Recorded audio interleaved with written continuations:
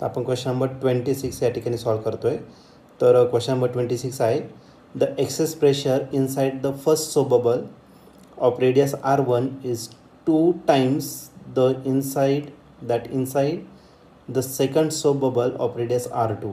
तर पहिला जो सोप बबल आहे ज्याचे रेडियस R1 आहे त्याचा एक्सेस प्रेशर हे 2 times आहे. कशाच्या? तर एक्सेस प्रेशर दुसऱ्या बबलच्या, ज्याचे रेडियस किती तर R2 इतकी.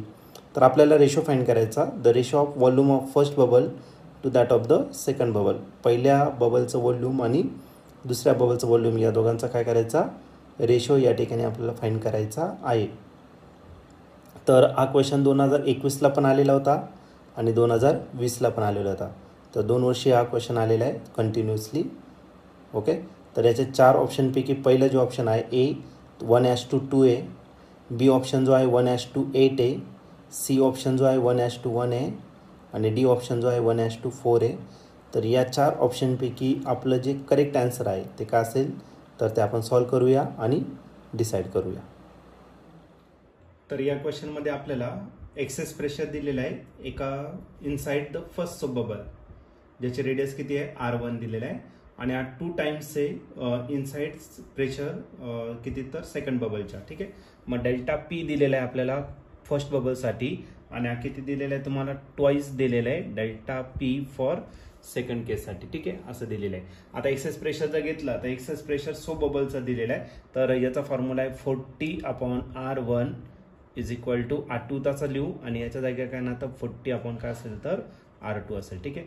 40 काय होणार आहे? कॅन्सल. म्हणजेच काय भेटलं आता क्रॉस मल्टिप्लाय जर केलं तर R2 इज इक्वल टू काय भेटेल तर 2 times R1 इतकं भेटेल आपल्याला. आपल्याला या ठिकाणी फाइंड करायचं आहे रेशो कोणाचा? Volume of first bubble to that of the second bubble. मग V1 डिवायडेड बाय काय असणार तर V2 आपल्याला फाइंड करायचं आहे.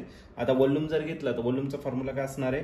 4/3 पाय R1 cube total divided by 4/3 पाय R2 क्यूब. ओके. 4/3 पाय काय होणार आहे? कॅन्सल. मग व्हॉल्यूम जो आहे V1 डिवायडेड बाय V2 आकार राहणार तो तुमचा R1 डिवायडेड बाय R2 दोघांचा क्यूब आहे.